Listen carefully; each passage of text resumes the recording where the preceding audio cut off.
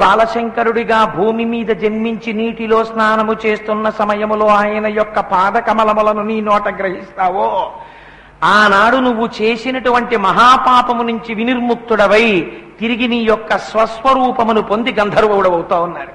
అందుకని అప్పటి నుంచి బాలశంకరుడి యొక్క పాదగ్రహణం కోసం ఎదురు చూస్తోంది ఆ మొసలి. అందుకని ఇప్పుడు ఏమైంది, 8 ఏళ్లకి ఆయన యొక్క మొట్టమొదటి జీవితం అయిపోయింది. ఇప్పుడు సన్యాసిగా బతుకుతున్నారు. అగస్త్య మహర్షి చెప్పింది కరెక్టే. 8 + 8 + 16. ఇప్పుడు ఎవరు సన్యస్తోహం అన్నారు కనుక సన్యసించారు.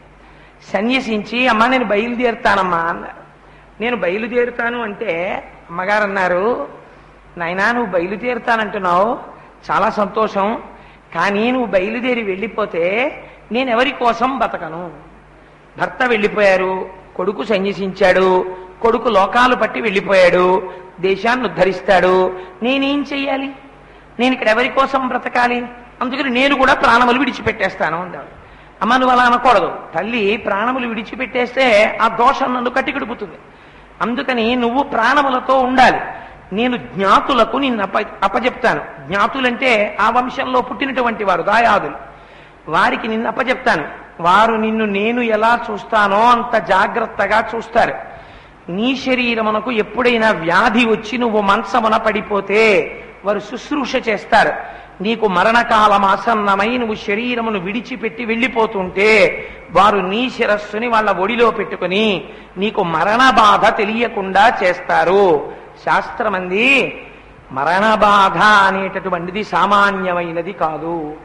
మరణ బాధకి ఏది ఉపశమనము అంటే ఒక్క తనూబవునాత్మ నిల్పి అంటారు. తన శరీరములోంచి తన తేజస్సులోంచి వచ్చినటువంటి కొడుకు యొక్క తొడ మీద శిరస్సు పెట్టుకున్న నాడు మాత్రం తండ్రి కొంత సంతోషంగా వెళ్ళిపోతాడు. అందుకని నేను జ్ఞాతుల యొక్క ఒడిలో తల పెట్టుకుని వెళ్ళిపోనా నా కొడుకు ఉండగా? అందుకని నాకు అలా ఇష్టం లేదండి. అంటే శంకరాచార్యులు వారు అన్నారు, అమ్మా నువ్వు నాకు తల్లివి, నేను ఎంత సన్యసించినా తల్లి తల్లే. అందుకని నీకు ఒక వరం ఇస్తున్నాను. నీకు ఎప్పుడు నన్ను చూడాలని అనిపిస్తే అప్పుడు నువ్వు సంకల్పం చెయ్యి. నేను ఎక్కడ ఉన్నా వచ్చి నీ ముందు ప్రత్యక్షం అవుతాను. ఆయనకి యోగ విద్యలొచ్చు. నేను వచ్చి ప్రత్యక్షం అవుతాను. నీ అంత్యకాలము సమీపించినదని నీకు అనిపించినప్పుడు నన్ను ప్రార్థన చెయ్యి, నేను వచ్చి నీ ముందు నిలబడతాను. అంటే తల్లిగారు ఒక వరం అడిగారు. సరే శంకరా, నా శరీరము విడిచిపెట్టిన తరువాత నేను సన్యసించాను, అందుకని నాకు తల్లి ఏమిటి, నేను తల్లికి అంత్యేష్టి సంస్కారము చేయను అని నువ్వు నా శరీరమునకు అంత్యేష్టి సంస్కారము చేయకుండా ఉండకూడదు. నువ్వు సాక్షాత్ కైలాసవాసి అయిన శంకరుడవు, నువ్వు నా కడుపున పుట్టావని ఋషులు చెప్పారు. ఇటువంటి కొడుకుని కన్నందుకు ఒక తల్లి పొందవలసినటువంటి గొప్ప ఆనందమేమి? ఆ కొడుకుని చూసుకుంటూ ఉండాలి. అది దక్కలేదు. కనీసం నీ చేతులతో నాకు అంత్యేష్టి జరగాలి. నా పార్థివ శరీరాన్ని నువ్వు ముట్టుకుని పైకెత్తి నాకు అగ్ని సంస్కారం చెయ్యాలి. అలా నువ్వు వరమిస్తే నువ్వు బయలుదేరి దేశాటనమునకు వెళ్ళిపోవచ్చు. శంకరులు నవ్వి అన్నారు, అమ్మా సన్యసించినటువంటి వాడు ఈ పని చెయ్యకూడదేమో అని కదా నువ్వు అన్నావు.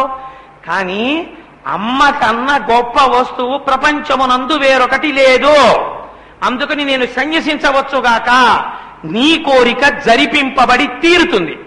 అంత్యకాలమునందు నువ్వు తలుచుకున్నప్పుడు నేను వచ్చి నీకు అంత్యేష్టి సంస్కారము నా చేతులతో నేను చేస్తానని ప్రతిజ్ఞ చేశారు శంకరులు. శంకరులు తల్లి పట్ల అంత మర్యాదగా ప్రవర్తించారు. ఈ జాతిలో పుట్టిన మనం అమ్మ పట్ల మర్యాదగా ప్రవర్తించకపోతే అమ్మ గురించి మాట్లాడడానికి మనకున్న నైతిక అర్హత ఏమిటి? ఈ భారతదేశంలో పుట్టి శంకరాచార్యులు వారు పుట్టిన గడ్డ మీద పుట్టామని చెప్పుకోవడానికి మనకేం అధికారం ఉంటుంది? మనకి లేదు.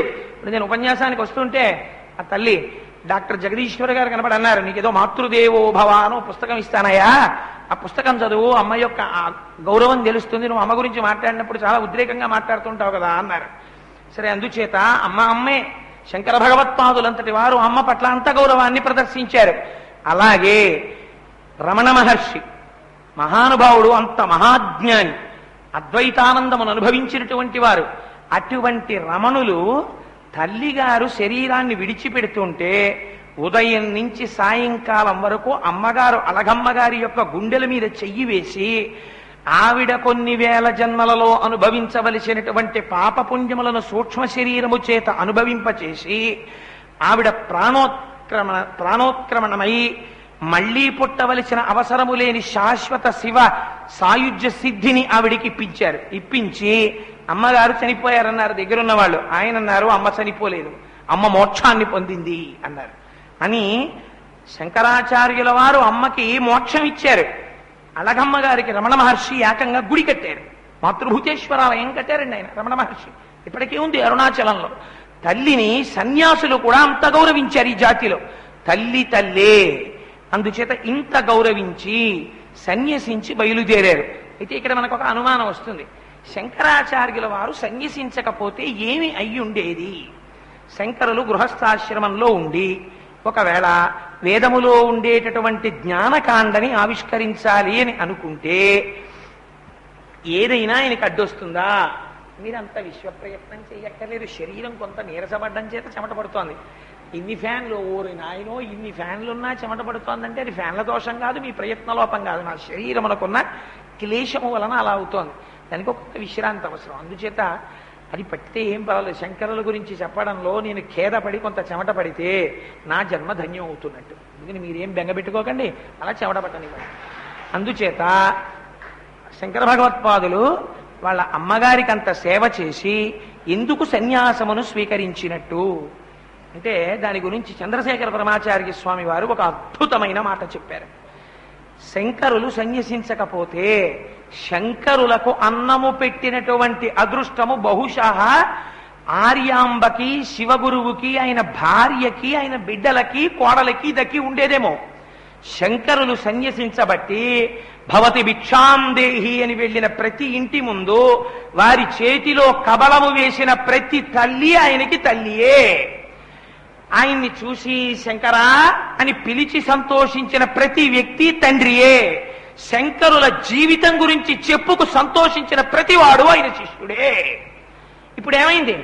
శంకరులు సన్యసించి జాతికి మహోపకారం చేశారు.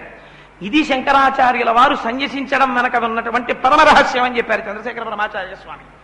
అందుచేత మహానుభావుడు లోకమును చూడడానికి బయలుదేరారు. బయలుదేరి వెడుతున్నారు. వెడుతుంటే అక్కడే ఒక గమ్మత్తు జరిగింది. కొంత దూరం నడిచి వెళ్ళారు. వెళ్ళేసరికి అశరీరవాణి వినపడింది. అది ఎవరి వాణి అంటే కృష్ణ భగవానుడు మాట్లాడాడు ఆయనతోటి. కృష్ణుడే ముందు మాట్లాడడం ఏమిటి? శంకరాచార్యుల వారి యొక్క స్తోత్రాలను మీరు చూసినట్టయితే శంకరులకి ప్రత్యేకమైనటువంటి ప్రేమ, ప్రత్యేకమైన పక్షపాతము ఇద్దరు దేవతల యందు మీకు కనపడుతుంది ఆయన స్తోత్రాల్లో. కొంచెం మీరు జాగ్రత్తగా గమనిస్తే చంద్రుడి గురించి మాట్లాడేటప్పుడు ఎప్పుడు సాధారణంగా శంకరాచార్యులు వారు ఒక మాట వేస్తే ఇంకా రెండో మాట వేయదండి. హిమకరహ అన్న మాట చాలా ఎక్కువ వేస్తారు. మా సత్యనారాయణకి చాలా ఇష్టం. హిమకరహ అన్న మాట చాలా ఎక్కువ వేస్తారు చంద్రుడికి. రెండు, శంకర భగవత్పాదులు మురరిపు అంటుంటారు. కృష్ణ భగవానుడు గురించి చెప్పవలసి వస్తే అవిద్యానామంతస్తిమిరమిహిరోద్విపనగరి జడానాం చైతన్యస్తబకమకరంద శృతిశరి దరిద్రాణం చింతామణిగుణనికా జన్మజలధౌ నిమగ్నానాం దంస్ట్రా మురరిపువరాహస్య భవతి అంటారు. మురరిపువరాహస్య భవతి, మురా అనబడేటటువంటి రాక్షసునికి శత్రువైనటువంటి వాడు. కృష్ణ భగవానుని యందు ఆయనకి చాలా ప్రీతి. చాలా మంది అనుకుంటారు శంకరాచార్యుల వారు అంటే శివభక్తుడు, శంకరాచార్యుల వారు విష్ణుద్వేషి అనుకుంటారు. అంతకన్నా మహాపాపం ఇంకోటి లేదు. శంకరాచార్యుల వారు చేసిన స్తోత్రాలు అన్ని దేవతల మీద చేశారు. శంకరులకి శివకేశవ భేదాలు లేవు. ఆయనకు అంటగడితే మహాపాపం. ఆయన విష్ణు సహస్రనామ స్తోత్రానికి భాష్యం ఇచ్చారు. మహానుభావుడు శ్రీకృష్ణ భగవానుడి మీద ఎన్ని స్తోత్రాలు చేశారో శంకరులు చేసిన స్థాయిలో స్తోత్రాలు చాలా తక్కువ ఉంటాయి. అంత గొప్ప స్తోత్రాలు చేశారు. వారికి అటువంటి పక్షపాతాలు శంకరాచార్యుల వారికి తెలియవు. ఆయన ఏదో ఇలా పెట్టుకున్నారని ఆయన శివభక్తుడు అనుకోకూడదు. అది ఒక వైదికమైన ప్రక్రియ భస్మధారణం అన్నది. అందుకని భస్మధారణ చేశారు ఆయన. సరే, అందుచేత శంకరులు వెడుతుంటే కృష్ణ భగవానుడి యొక్క వాణి వినపడింది. శంకర, నువ్వు బయలుదేరి లోకయాత్రకి వెడుతున్నావు, కానీ నువ్వు మీ అమ్మకి ఉపకారం చెయ్యడంలో నాకు ఒక అపకారం జరిగింది. నువ్వేం చేశావు? మీ అమ్మగారు స్నానానికి వెళ్ళలేకపోతున్నారని పూర్ణానదిని మీ ఆశ్రమం ముందు నుంచి వెళ్ళేటట్టు చేశావు. అలా వెడుతున్న నది ఏం చేసిందో తెలుసా? నా దేవాలయానికి ఉన్నటువంటి అంతరాలయం పక్క నుంచి ప్రవహిస్తోంది ఇప్పుడు. దానివల్ల మెల్లమెల్లగా ఆ దేవాలయము శిథిలమైపోయి నదిలో కలిసిపోతోంది. నువ్వు వెళ్ళిపోతే ఈ దేవాలయాన్ని పునరుద్ధరించగలిగిన వాడెవరు? అందుకని నన్ను నువ్వు భద్రమైన ప్రదేశములో ఉంచి బయలుదేరన్నాడు కృష్ణుడు. ఇది గమ్మత్తు. కృష్ అంటే క్షేత్రం, నా అంటే ఆనందం, నిరతిశయ ఆనంద స్వరూపుడైనటువంటి కృష్ణుడు మాట్లాడాడు శంకరులతోటి. చిత్రమేమంటే శిథిలమైపోయి కొంచెం పక్కకి ఒరుగుతోంది దేవాలయం. ఒరుగుతున్నటువంటి విగ్రహం దగ్గరికి వెళ్ళి శంకరులు శ్రీకృష్ణుడిని స్తోత్రం చేసి ఆయనకి ఏమాత్రము అంగభంగము కలగకుండా, పునఃప్రతిష్ఠ కార్యక్రమం లేకుండా గమ్మత్తుగా తన చేతులతో భుజములతో కృష్ణమూర్తి యొక్క విగ్రహాన్ని తీసేశారు. తీసేసి పూర్ణానది ఒడ్డున భద్రమైన ప్రదేశంలో కృష్ణుణ్ణి ప్రతిష్ఠ చేసి వెళ్ళిపోయారు. అప్పటి నుంచి కృష్ణమూర్తి పరమ సంతోషంగా అక్కడ ఉన్నాడు. శంకరాచార్యుల వారికి మొట్టమొదటి కృప కృష్ణుని యొక్క అనుగ్రహంతోనే ప్రారంభం అసలు యథార్థానికి. కృష్ణదేవాలయానికి పునఃప్రతిష్ఠ చేసి బయలుదేరారు. అయితే శంకరాచార్యుల వారు అక్కడ ఆ కాలటీ ప్రదేశంలో సాధించినటువంటి చాలా గొప్ప విజయాల్లో పూర్ణానదిని తేవడం, సన్యసించడం, కృష్ణదేవాలయాన్ని పునరుద్ధరించడం ఇవి ఒకెత్తు. మనం ఆయన జీవితంలో ఎర్రసిరాతో అండర్లైన్ చేసి గుర్తు పెట్టుకోవలసినటువంటి విషయం ఒకటి ఉంది. ఎందుకంటే శంకరులు గృహస్థాశ్రమంలోకి వెళ్ళలేదు. బాల్యం చూపించారు, బ్రహ్మచర్యం చూపించారు, సన్యాసం చూపించారు. బ్రహ్మచర్యం ఎలా ఉండాలో శంకరాచార్యుల వారు నిర్వచించి చూపించారు యథార్థానికి. ఎందుచేతనంటే శంకరులు సన్యసించడానికి ముందు ఆ రాజ్యాన్ని ఏలేటటువంటి రాజశేఖరుడు అనేటటువంటి రాజు ఉండేవాడు. ఆయన శంకరాచార్యుల వారి గురించి విన్నాడు, పూర్ణానదిని దారి మళ్లించారు. విని శంకరుల యొక్క దర్శనం కోసమని చెప్పి మంత్రిని భద్రగజం ఇచ్చి పంపించాడు. మంచి పట్టుబట్టలు పంపించాడు. ఈ పట్టుబట్టలు కట్టుకుని భద్రగజం ఎక్కి శంకరుల్ని నా ఆస్థానానికి రమ్మని. ఆ వచ్చినటువంటి మంత్రి, అయ్యా మీరు ఈ భద్రగజం మీద కూర్చుని పట్టుబట్టలు కట్టుకుని రాజాస్థానానికి రమ్మని పిలిచాడు. శంకరాచార్యులు వారు అన్నారు, నేను బ్రహ్మచారిని, నాకేమిటి నియమం? బ్రహ్మచారిగా ఉన్నప్పుడు గురువు గారి దగ్గర ఉండి వేదశాస్త్రాధ్యయనము చెయ్యాలి. 2, నేను వాహనములు ఎక్కకూడదు. 3, నేను ఎప్పుడైనా సరే ఆకలి వేస్తే మా గురువులు తీసుకురమ్మన్న భిక్షాన్నమును నేను స్వీకరించాలి. అటువంటి నేను భద్రగజం ఎక్కడం ఏమిటి? శంకరాచార్యుల వారు ఏ ఆశ్రమంలో ఎలా ఉండాలో చూపించారండి మనకి. బ్రహ్మచర్యంలో ఉండగా ఏనుగెక్కలేదు, సన్యసించిన తరువాత వాహనం ఎక్కలేదు. నాకు తెలిసి అంత ఖ్యాతి పొందిన వారిద్దరే, ఒకరు ఆదిశంకరులు, 2 చంద్రశేఖర పరమాచార్య. చంద్రశేఖర పరమాచార్య ఎన్నడూ వాహనం ఎక్కలేదు, పెడితే పాదచారి అయి నడవడం. ఇక్కడే ఉన్నారు దత్తాత్రేయ స్వామి వారు, వారి శిష్యులు సుబ్రహ్మణ్య శర్మ గారు ఎక్కడో ఉంటారు, వారి దగ్గర చంద్రమౌళీశ్వర కటాక్షాన్ని పొందారు. ఆయన వెడితే పాదచారి అయి వెళ్ళడం, లేకపోతే శిష్యులు తీసుకెళ్లిన పల్లకీలో వెళ్ళడం. వాహనం ఎక్కడం చంద్రశేఖర పరమాచార్య ఎప్పుడూ చేయలేదు, ఆదిశంకరులు చేయలేదు. బ్రహ్మచారిగా ఉండగా నేను భద్రగజం ఎక్కను అని ఏనుగెక్కకుండా రాజశేఖరుడు పంపించినటువంటి ఆహ్వానాన్ని మర్యాదగా తిరస్కరించి పంపించేశారు. మంత్రి వెళ్లి చెప్తే పిల్లవాడి యొక్క ప్రాజ్ఞతకి పొంగిపోయి ప్రభువు బయలుదేరొచ్చాడు. ప్రభువు బయలుదేరొచ్చి బాలశంకరుడి పాదముల మీద పడ్డాడు. ఆయన తేజస్సు చూసి, నేను సంస్కృతంలో 3 నాటకాలు రాశాను, ఈ 3 నాటకాలు మీరు వినండి అన్నాడు శంకరాచార్యుల వారిని. విన్నారు శంకరులు, చాలా బాగున్నాయి, ఏమి దోషం లేదు, అలా ఉంచుకో అన్నారు. అన్న తరువాత 10,000 బంగారు ముద్రలు బహూకరించాడు శంకరాచార్యుల వారికి. బహూకరించి ఒక వరం అడిగాడు, అయ్యా నాకు సంతానం లేదు, నాకు కొడుకు పుట్టేటట్టు అనుగ్రహించండి అన్నాడు. ఎన్నేళ్ళండి అప్పటికి శంకరాచార్యుల వారికి? 8 ఏళ్ళు. అడిగితే శంకరులు అన్నారు, మహానుభావుడు కళ్ళు మూసుకొని ఒక్కసారి ధ్యానం చేశారంతే, నీవు చేసిన పాపమే నీకు సంతానము కలగకుండా ప్రతిబంధకముగా నిలబడుతోంది. అందుచేత నేను ఒక ఇష్టిని చెప్తాను, నువ్వు ఆ ఇష్టిని చేయి దేవతలను ఉద్దేశించి, నీకు సంతానము కలుగుతుంది. అందుకని చక్కగా ఇష్టి చేసి సంతానమును పొందుతావు, తండ్రి అవుతావు, నీకేం బెంగలేదు, నేను వరం ఇస్తున్నాను, వెళ్ళు. కానీ బ్రహ్మచారిగా ఉన్న నేను భిక్ష తీసుకోవాలి తప్ప బంగారు కాసులు పుచ్చుకోకూడదు. అందుకని నువ్విచ్చిన ఈ 10,000 బంగారు కాసులు ఇక్కడే ఉన్న బ్రాహ్మణులకు దానం చేసేస్తున్నాను, గృహస్థాశ్రమంలో ఉన్న వాళ్ళకి అని 10,000 బంగారు నాణెములను గృహస్థాశ్రమంలో ఉన్న బ్రాహ్మణులకు దానం చేసేశారు శంకరాచార్యుల వారు. అటువంటి శంకరుడు కృష్ణాలయాన్ని పునరుద్ధరించారు. ఇవన్నీ ఎన్నేళ్ల వయస్సులోనండి? 8. ఎప్పటికవుతుంది శంకర విజయాలు చెప్పమంటే? అవుతుందా? ఆయన ఇంకా సన్యాసం పుచ్చుకోవడం దగ్గరికి వచ్చాం. శంకరుల జీవితం అంటే మాటలా? మహానుభావుడిది. అటువంటి శంకర భగవత్పాదులు గురువుని అన్వేషిస్తూ బయలుదేరారు.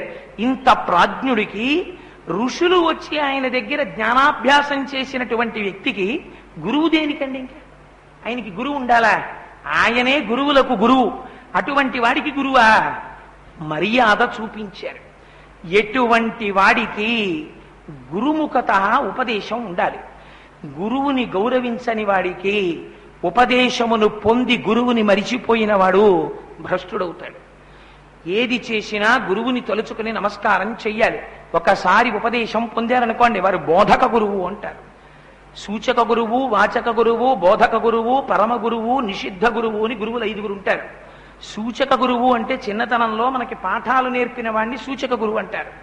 వాచక గురువు అంటే మనం ఏదైనా ఒక ఆశ్రమానికి వెళ్ళినప్పుడు ఆశ్రమంలో నియమాలు చెప్పిన వాడిని వాచక గురువు అంటారు. మంత్రోపదేశం చేసిన వారిని బోధక గురువు అంటారు. ఈ ఇద్దరు గురువుల కన్నా మంత్రోపదేశం చేసిన గురువు యొక్క స్థాయి పెద్దది, బోధక గురువు. బోధక గురువు కన్నా గొప్ప గురువు పరమ గురువు.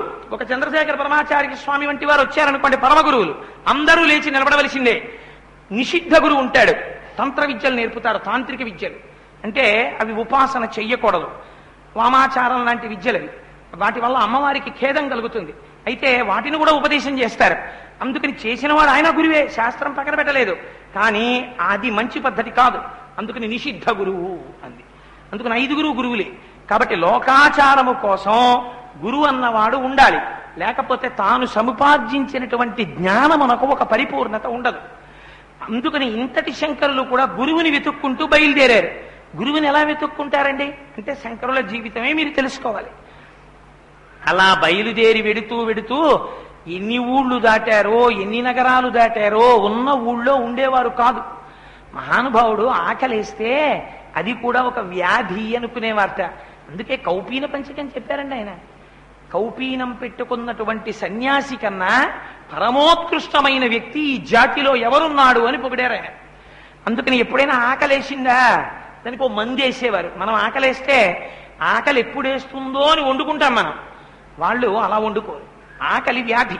నాకు దగ్గు వస్తుందేమో అని దగ్గు మందు కొని తెచ్చి ఇంట్లో పెట్టుకుంటారా? పెట్టుకోరు. దగ్గు వస్తే దగ్గు మందు కొనుక్కుంటారు.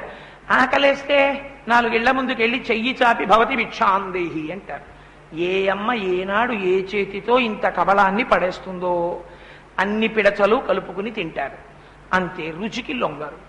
అటువంటి సన్యాసి అయి దేశమంతటా పర్యటిస్తూ కాలినడకన బయలుదేరి ఉత్తర భారతదేశమునకు చేరుకొని నర్మదా నదీ తీరమునకు చేరుకున్నారు. అక్కడికి వెళ్ళి ఇక్కడ గోవింద భగవత్పాదాచార్యుల వారు ఎక్కడున్నారు అని విచారణ చేశారు. చేస్తే అదిగో పక్కన ఉన్నటువంటి కొండ గుహలో ఉన్నారు అన్నారు. మహానుభావులు పూర్వం అటువంటి గుహలలో ఉండేవారు. భగవాన్ రమణులు గుహలో ఉండేవారు. అలాగే కావ్యకంఠ గణపతి ముని చాలా కాలం గుహలో ఉన్నారు. అలాగే ఆ పక్కనే రమణ మహర్షి ఆశ్రమం పక్కన ఉంటుంది శేషాద్రి స్వామి. శేషాద్రి స్వామి చెట్టు నీడనా పుట్ట నీడనా పడుకుంటూ అరుణాచలం కొండల్లో పిచ్చివాడిగా తిరుగుతూ ఉండేవారు. పిచ్చివాడిలా నటిస్తూ కామాక్షీదేవి చెప్పింది, నీకు అపారమైన శక్తులున్నాయి, బయటపడకూడదు, ఒక వెర్రివాళ్లే తిరగమంది. వెర్రివాళ్లే తిరిగేవారు శేషాద్రి స్వామి. ఇప్పటికీ మీరు అరుణాచలంలో శేషాద్రి స్వామి వారి సమాధి దగ్గరికి వెడితే అక్కడ నుంచి శక్తి తరంగ ప్రసారం అవుతూ ఉంటుందని చెప్తారు పెద్దలు. అందుచేత అంత పరమోత్కృష్టమైనటువంటి జీవితాల్ని గడిపారు. అక్కడికి వెళ్ళి గోవింద భగవత్పాదులు ఎక్కడున్నారని అడిగితే వారు ఒక గుహలో ఉన్నారు. మీకు చిత్రం ఏమిటో తెలుసా అండి? నేను అబద్ధం చెప్తున్నాను అనుకుంటే మీరు శంకర విజయం తీసి చూడండి. శంకర భగవత్పాదుల గురువు గారైన గోవింద పాదాచార్యుల వారు తపస్సు చేస్తున్నటువంటి గుహకు ద్వారము ఎంత? బొట్టన వేలుని చాపి చిటికెన వేలుని చాపితే ఎంత పొడుగుంటుందో అంత అని చెప్పారు. అంటే ఎంత ఉంటుంది? ఇంత. ఎలా వెళ్ళారు లోపలికి? అది వారి శక్తి. వారు యోగశక్తిలో లోపలికి వెళ్ళిపోతారు.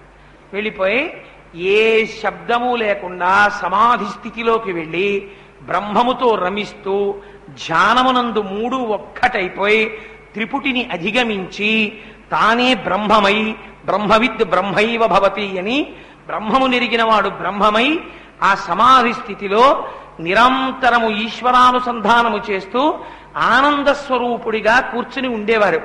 అటువంటి గోవిందపాదాచార్యుల వారు ఉన్నటువంటి గుహ దగ్గరికి వెళ్ళారు. వెళ్ళి చూశారు. ఓహో, ఇందులో కదా ఉన్నాడు మహానుభావుడు అనుకుని ఆ గుహకి 3 మాటలు ప్రదక్షిణం చేశారు శంకరాచార్యుల వారు. అక్కడ ఎందరో కూర్చుని ఉన్నారు. గోవిందపాదాచార్యుల వారు బయటికి వస్తే దర్శనం చేసుకుందామని అక్కడ కూర్చుని గోవిందపాదాచార్యుల వారిని స్తోత్రం చేశారు. అయ్యా మహానుభావ, లోపలున్న నువ్వెవరో నాకు తెలుసు. నువ్వెవరు? నువ్వు ఈ భూమినంతటినీ 1000 పడగలతో మోసేటటువంటి ఆదిశేషుడవు. ఈ ఆదిశేషుడు ఒకనాడు సంస్కృత వ్యాకరణమునకు భాష్యము రాయడం కోసమని పతంజలి మహర్షిగా వచ్చావు. నువ్వు ఒకనాడు భూమి మీద 1000 ముఖములతో తన శిష్యులకి పాఠాలు చెప్తుంటే ఆ ముఖము యొక్క కాంతిని తేజస్సుని చూడలేకపోయారు. చూడలేకపోతే నన్ను చూడలేకపోతున్నారని పతంజలి మహర్షిగా వచ్చారు ఆయన. ఆయనే ఆ తరువాతి కాలంలో వేదవ్యాసుని యొక్క పరాశర మహర్షి యొక్క కుమారుడు వ్యాసుడు, వ్యాసుని యొక్క కుమారుడు శుకుడు, శుకుని యొక్క శిష్యుడు గౌడపాదాచార్యులు, గౌడపాదాచార్యుల యొక్క శిష్యులు గోవిందపాదాచార్యులు, గోవిందపాదాచార్యుల యొక్క శిష్యులు శంకరాచార్యుల వారు. ఆ పరంపర విన్నంత మాత్రం చేత మీ పాపరాశి దగ్ధమైపోతుంది. ఎందుకనంటే వాళ్ళందరూ అగ్నిహోత్రాలు ఒక్కొక్కళ్ళు. వ్యాసుడంటే వేద విభాగం చేసినవాడు. ఎటువంటి వారి కొడుకు? పరాశర మహర్షి యొక్క కుమారుడు. ఆయనకి భగవంతుని యొక్క అంశ. పట్ట పగలు మంచుతెరలు సృష్టించి సత్యవతీ సమాగమంలో వ్యాసుడికి అన్నాడు మహానుభావుడైన. ఆ వ్యాసుని యొక్క కుమారుడు శుకుడు జన్మత నాకు అసలు వివాహమే వద్దని వెళ్ళిపోయినటువంటి వాడు. ఆ శుకుడు భాగవతం చెప్పాడు, మహాజ్ఞాని. ఆ శుక మహర్షి యొక్క శిష్యుడు గౌడపాదాచార్యుల వారు, వార్తికాలు రాశారు ఆయన. ఆ గౌడపాదాచార్యుల వారి యొక్క శిష్యులు గోవిందపాదాచార్యుల వారు. మహానుభావ, నువ్వు గొప్ప మహాజ్ఞానివి. నువ్వు సూర్యమండలం ఎలా ఉంటుందో అటువంటి తేజోమూర్తివి. నువ్వు గుహలో కూర్చుని తపస్సు చేస్తున్నావు. నేను శిష్యుడనై నీ పాదముల యొక్క దర్శనము చేద్దామని ఆర్తితో బయట నిలబడి ఉన్నాను. గురుదేవా, మీ నేత్రములను తెరిచి నా వంక ప్రసన్న దృక్కులతో చూసి నన్ను తరింపచేయవలసినది అని ప్రార్థన చేశారు. ప్రార్థన చేస్తే గోవిందపాదాచార్యుల వారు చేసినటువంటి గమ్మత్తు ఏమిటో తెలుసా అండి? దర్శనం ఇవ్వలేదుట. గోవిందపాదాచార్యుల వారి యొక్క పాదములు రెండింటినీ గుహ యొక్క కన్నము దగ్గర పెట్టారట. పెడితే పాదములు చూసినంత మాత్రంలో పొంగిపోయారట శంకరాచార్యుల వారు. చాలు, గురువుగారి పాదాలు దొరికాయి నాకు అని ఆ 2 పాదములు పట్టుకుని తద్విద్ధి ప్రణిపాతేన పరిప్రశ్నేన సేవయా. గురువు దగ్గర జ్ఞానం పొందడానికి ఉండవలసిన మొట్టమొదటి లక్షణం అహంకార పరిత్యాగం చేసి వారి పాదములు పట్టి వారికి శుశ్రూష చెయ్యాలి. లేకపోతే ఆ జ్ఞానము నిలబడదు. అందుచేత పాదములు పట్టి స్తోత్రం చేశారు. చేసి ఆ పాదములకు సేవ చేశారు. చేస్తే లోపల కూర్చున్నటువంటి గోవింద భగవత్పాదులు పరమ ప్రీతిని పొందారు. పొంది కన్నులు విప్పి శంకరుల వంక చూశారు. చూసి కస్త్వం అని అడిగారు. ఎవరు నువ్వు అని అడిగారు. అడిగితే ఇప్పుడు ఏం చెప్పాలి శంకరాచార్యులు వారు? యథార్థంగా ఇంకొకరైతే ఏం చెప్తారు? వెంటనే కుడి చెవి ఇచ్చేయి పైనేసి 2 చెవులు పట్టుకుని ఏదో ఆ ప్రవరంతా చెప్పి అహంభో అభివాదయే, నేను నమస్కరించుచున్నాను అన్నారు. శంకరాచార్యుల వారు గోవిందపాదాచార్యుల వారితో ఏమని చెప్పారో తెలుసా అండి? కస్త్వం అని ఆయన అడిగితే న భూమిర్న వాయుర్న తేజో న వాయుర్న కందింద్రియం వా అనైకాంతికత్వా సుషుప్తైక సిద్ధస్తదేకో వశిష్ఠ శివ కేవలోహం అన్నారు. నా భూమి, నేను భూమిని కాను. నా వాయు, నేను వాయువుని కాను. నా తేజో, నేను అగ్నిని కాను. నా తోయం, నేను నీటిని కాను. నేనెవరు? నఖం నింద్రియం వా, నేను ఇంద్రియములను కాను. నేను బుద్ధిని కాను. మరి నేనెవరు? నేను తదేకో వశిష్ఠ శివ కేవలోహం. సమస్తాన్ని తెలుసుకుంటున్నటువంటి స్ఫురత్ ఏది ఉన్నదో, జ్ఞానం ఏది ఉన్నదో, ఏది భాషయో అది నేను.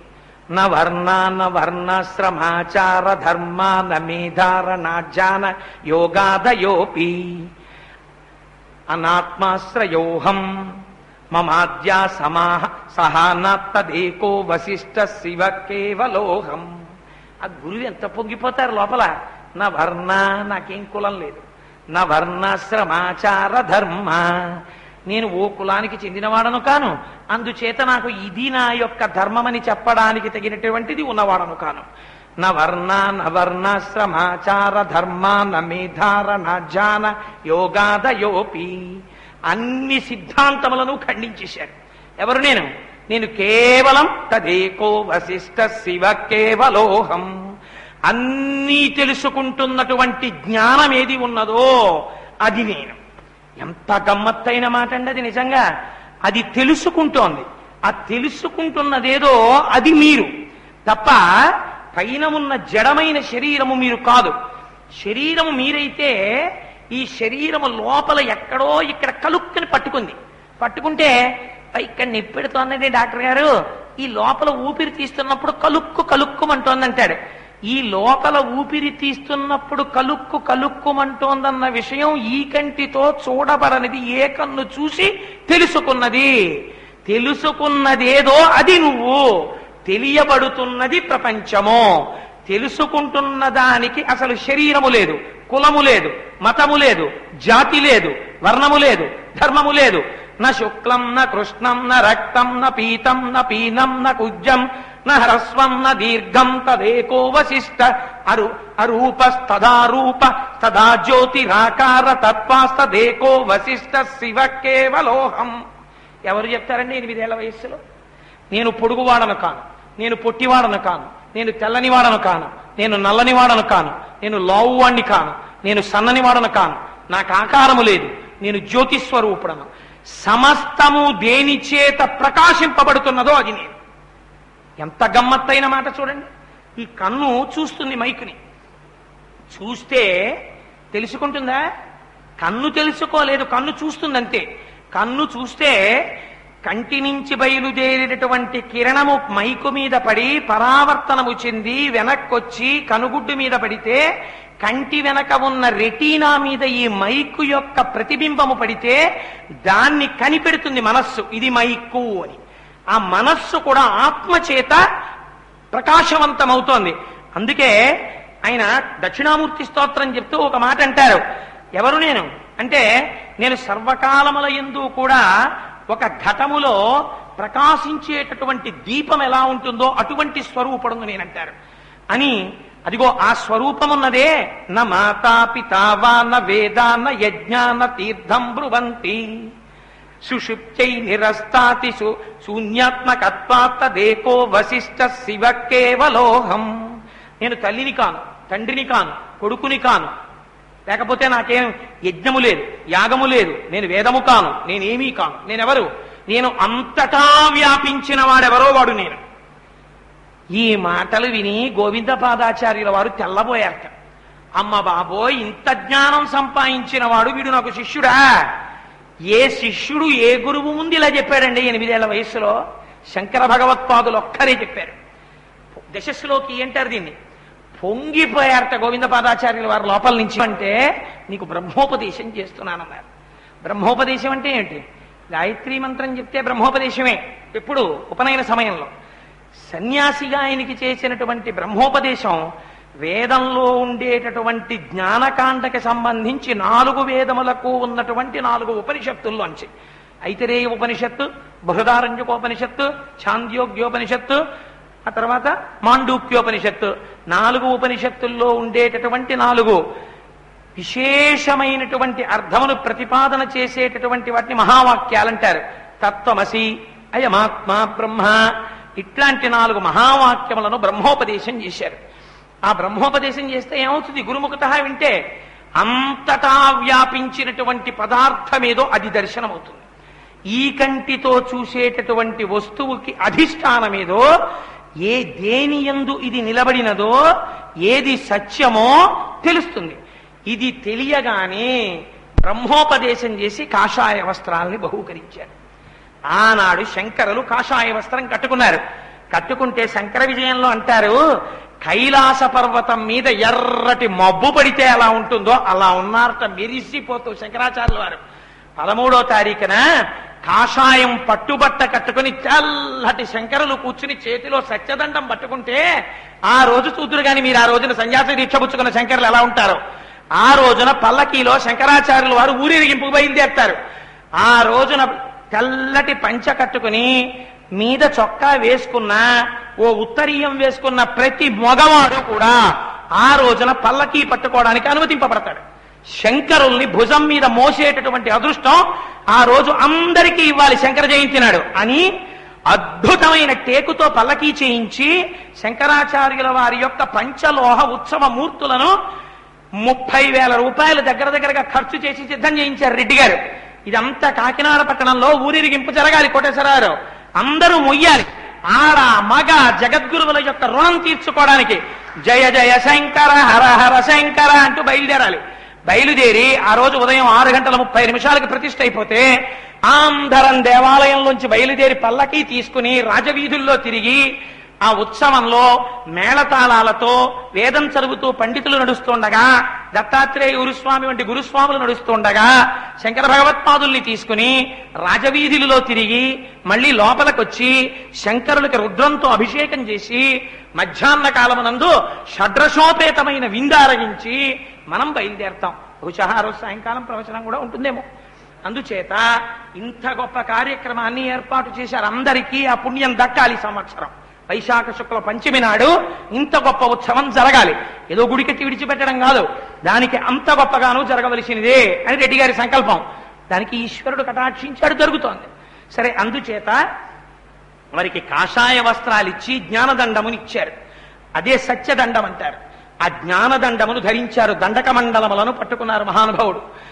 ఎందుకు సత్యదండము చేతిలో ఎందుకు పట్టుకుంటారు దండాన్ని అంటే, పశువుని కొట్టవలసి వస్తే ఒక కుక్క, మీరు పొద్దున మార్నింగ్ వాక్ వెళ్ళారనుకోండి, మార్నింగ్ వాక్ వెడితే కుక్క వస్తుందేమో హ్యాండ్ స్టిక్ పట్టుకు బయలుదేరుతారు. శంకర భగవత్పాదులు ఈ జాతిలో అవతరించేటప్పటికి ఉన్నటువంటి పరిస్థితి ఏమిటో తెలుసా అండి? వేదంలో ఉన్నటువంటి మంత్రములకు, వేదములో ఉన్న సిద్ధాంతములకు ఎవడికి తోచిన భాష్యం వాడు చెప్పుకున్నాడు, ఎవడికి తోచిన పద్ధతి వాడు గొప్పని చెప్పుకున్నాడు. ఇన్నిటిని ఆయన ఒక్కరే ఖండించారు. శంకరులు లేనినాడు వేదము ప్రమాణముగా కలిగిన మన మతములకు ఆస్తిత్వమే లేదు. శంకరుని నిలబెట్టారు ఈ మతాన్ని మహానుభావుడు. అందుకని ఆ వేదము ప్రమాణము కాదన్నవాడిని, అద్వైతము సత్యము కాదన్నవాడిని తన వాదనాపటిమ చేత ఓడించి, జ్ఞానదండము చేత మోది, అద్వైతమును ఆవిష్కరించి, అద్వైత మతాన్ని సుస్థిరత్వము చేసి, అద్వైతము శంకరాచార్యుల వారు స్థాపించలేదు, జ్ఞానకాండలో ఉన్నదే వారు వ్యాప్తి చేశారంతే. భారతదేశపు 4 చెరువులా తిరిగి మళ్లీ వేద విరుద్ధమైనటువంటి వాదనలు ఈ భారతదేశంలో ప్రవేశించకూడదని తూర్పున జగన్నాథులో గోవర్ధన పీఠము, పడమర ద్వారకలో కాళికాపీఠము, ఉత్తరమున బదరికాశ్రమములో జ్యోతిపీఠము, దక్షిణమున శృంగగిరిలో శారదాపీఠము, 4 దిక్కులా 4 పీఠములు కాపు పెట్టారు. ఇప్పటికీ పరంపరాగతంగా పీఠములు అలా నడుస్తూనే ఉన్నాయి. ఎన్ని వేల సంవత్సరములు. ఆ శంకరుడే నడిచే దేవుడిగా కాళ్ళు చేతులతో మళ్లీ మనం దర్శనం చేసుకోవడానికి వీలైన రూపంతో వచ్చాడు అంటారు చంద్రశేఖర పరమాచార్య స్వామిగా. ఎందరో నమ్మారు. ఆయన కూడా అటువంటి వారే మహానుభావుడు. చంద్రశేఖర పరమాచార్య స్వామి పేరు చెప్తే ఇలా వెంటనే నమస్కారం చేసేయవలసిందే. అటువంటి యతి పురుషుడు చంద్రశేఖర పరమాచార్య స్వామి. సరే, అందుచేత ఆ జ్ఞానదండాన్ని పట్టుకుని పరమహంస అని పిలువబడ్డారు. పరమహంస అని ఎందుకు పిలవడం అంటే, హంస ఆ పక్షికి ఒక్కదానికే ఒక లక్షణం ఉంటుంది. పాలని నీటిని కలిపి మీరు పాత్రలో అక్కడ పెడితే ఒక కాకి వేరు చేయలేదు, ఒక బాతు వేరు చేయలేదు, ఒక కోడి వేరు చేయలేదు. హంస మాత్రం పాలని త్రాగి నీటిని విడిచిపెట్టేస్తుంది. అలా విడిచిపెట్టగలిగినటువంటి లక్షణము ఒక్క హంసకి మాత్రమే ఉంది.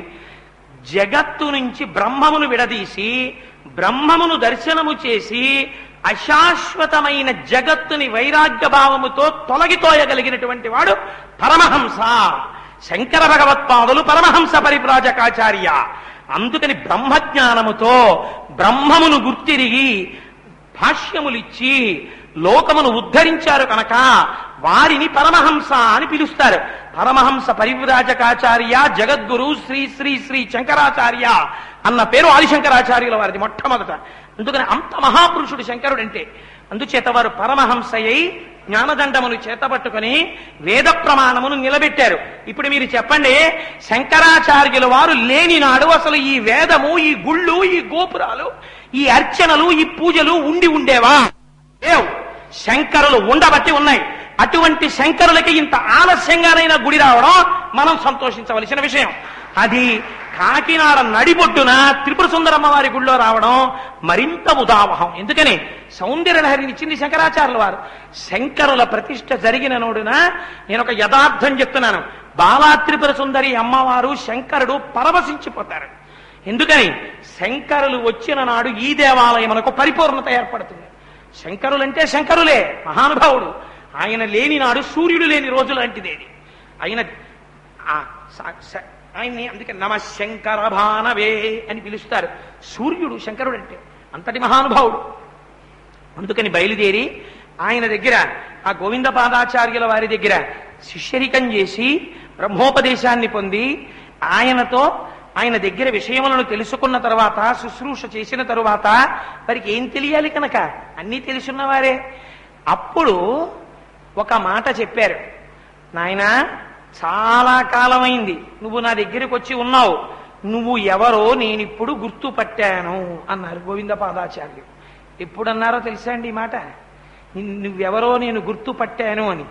ఒకనాడు నర్మదా నదికి వరదలొచ్చి చుట్టుపక్కల ఉన్న గ్రామాలన్నింటినీ కూడా నర్మద ముంచెత్తేస్తోంది. ముంచెత్తేస్తుంటే ప్రజలందరూ హోరు హోరు హోరు హోరును ఏడుస్తుంటే శంకరాచార్యుల వారు నర్మదా నది ఒడ్డుకెళ్ళి ఆ నర్మదిని స్తవం చేసి తన కమండలాన్ని మంత్రప్రోక్తంగా అందులో ముంచారు. బుడబుడ బుడ బుడ బుడ బుడ శబ్దం వచ్చింది. ఆనాడు అగస్త్య మహర్షి సముద్రాన్ని తాగేసినట్టు ఆ కమండలం అలాగే ఉంది. బుడబుడ బుడ బుడ బుడ బుడ బుడ బుడ చప్పుడు వస్తూనే ఉంది. నర్మద యొక్క వరద నీటినంతటినీ ఆ కమండలం తాగేసిన తర్వాత గోవింద పాదాచార్యుల వారి మిగిలిన శిష్యులు పరిగెత్తుకుంటూ వెళ్ళారు. అయ్యా ఆశ్చర్యం చూశారా? కొత్తగా వచ్చిన శిష్యుడు శంకరాచార్యుల వారు నర్మదా నది వరదలలో తన కమండలాన్ని ముంచారు. వరదలన్నీ కూడా కమండలంలోకి వెళ్ళిపోయాయి. వరద నీరుని తాగేసింది ఆయన మంత్రపూరితంగా అందులో ముంచితే. ఇది విని, నాయనా నువ్వెవరో నేను గుర్తుపట్టాను. ఒకనాడు వ్యాస మహర్షి వేద విభాగం చేసిన తరువాత ఒక సదస్సు నిర్వహించారు. ఆ సదస్సుకి అప్పుడు నేను కూడా వెళ్ళాను. అప్పుడు చాలా చిన్నవాడను. వెళ్తే నేను వ్యాస భగవానుణ్ణి ఒక ప్రశ్న వేశాను. అయ్యా మహానుభావ, వేద విభాగం చేశారు, బ్రహ్మసూత్రములను రచించారు, కానీ కలియుగంలో ఉండేటటువంటి జీవుల యొక్క ఆయుర్దాయము బహుస్వల్పము. అందున వేదాధ్యయనము చేయగలిగినటువంటి అధికారము కొంతమందికే ఉంటుంది. అందున అన్ని వేదములను అందరూ నేర్చుకోలేరు. ఒక్క వేదము చదవడమే కష్టం. ఇంకా అసలు ఆ బ్రహ్మసూత్రాలని ఎవరు చదువుకుంటారు? ఎవరికి తెలుస్తుంది? అందుచేత బ్రహ్మసూత్రములకు భాష్యములనిచ్చి వాటి యొక్క నిజమైనటువంటి స్వరూపమేది, అసలు వేదము చేత ప్రతిపాదింపబడిన పరమ సత్యమైన సిద్ధాంతమేది అన్నది తెలిసేటట్టుగా భాష్యాన్ని మీరు ఇవ్వవలసింది అని అడిగారు గోవింద పాదాచార్యుల వారు వ్యాసుల వారిని. అడిగితే వ్యాసుడు నవ్వి అన్నారు, నీ కోరిక చాలా గొప్పదోయ్, కానీ అది నేను చెయ్యను. బ్రహ్మసూత్రములలో ఉండేటటువంటి సారమును గ్రహించి భాష్యములను రచించి పరమ సత్యమైన అద్వైత సిద్ధాంత వ్యాప్తి చేసేటటువంటి మహాపురుషుడు నీకు శిష్యుడిగా వస్తాడు. వాడు నీ శిష్యుడు అని ఎలా గుర్తుపడతావో తెలుసా? నర్మదా వరదలని తన కమండలంలో పట్టేస్తాడు. అలా ఎవరు పట్టాడో వాడే భాష్యములను ఇస్తాడన్నారు. నాయన, వరదని కమండలంలో పట్టావు, ఇప్పుడు గుర్తుపట్టాను. బ్రహ్మసూత్రములకు భాష్యం ఇయ్యగలిగిన సమర్థుడవు నువ్వే. నువ్వు శంకరుడవు, నన్ను అనుగ్రహించి నాకు శిష్యుడవయ్యావు. అందుచేత ఆశీర్వచనం చేస్తున్నాను. విద్యలకు నిలయం కాశీపట్టణం. కాశీపట్టణం చేరుకుని కాశీపట్టణంలో నువ్వు కొంతకాలం అక్కడ వాసము చేసి గంగా స్నానము చేసి విశ్వేశ్వరారాధనము చేసి అమ్మవారిని సేవించి అద్వైత సిద్ధాంత ప్రచారమును ప్రారంభించమన్నారు.